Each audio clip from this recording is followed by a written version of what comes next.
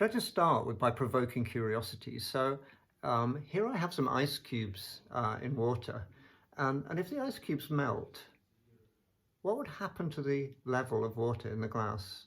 Does the water level go up? Does it go down? Or does it stay the same? And how might you find out? So I'm using the Google poll feature in order to actually try and ascertain what my students are thinking and to get them to make a prediction. However, I don't tell them the answer. They have to find out themselves.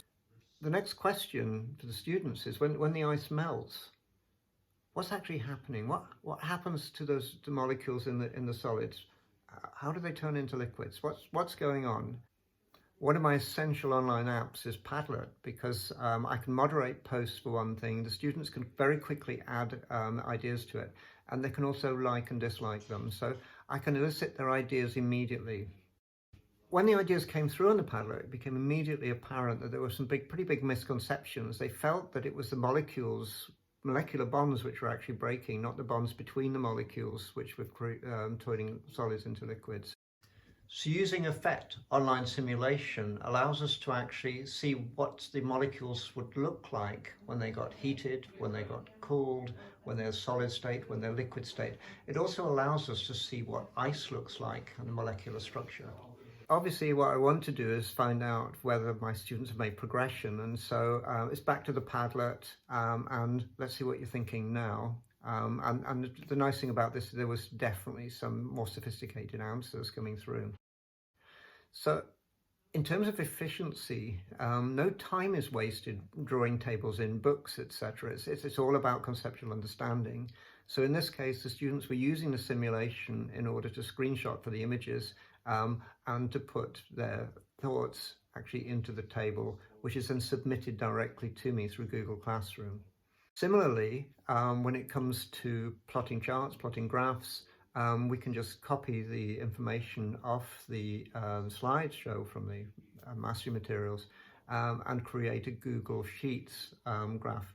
The students can do this very quickly within 5 minutes, and then it's really about the analysis as opposed to the actual drawing of the graph. One of the things I tend to always use with my class is a Quizlet. Now this Quizlet has got all of the information for the whole course, 12 lessons worth of information. I tend to give it to the students right at the very start, and it's up to them how much of it they use. So the first stage of this Quizlet is flashcards, where the students can actually just look at the flashcards and they can learn those definitions as they go through.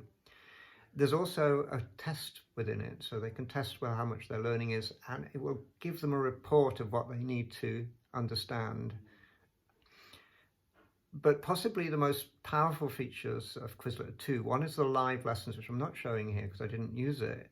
But the second feature is the match one, where you just basically have all the definitions and you have to match them together.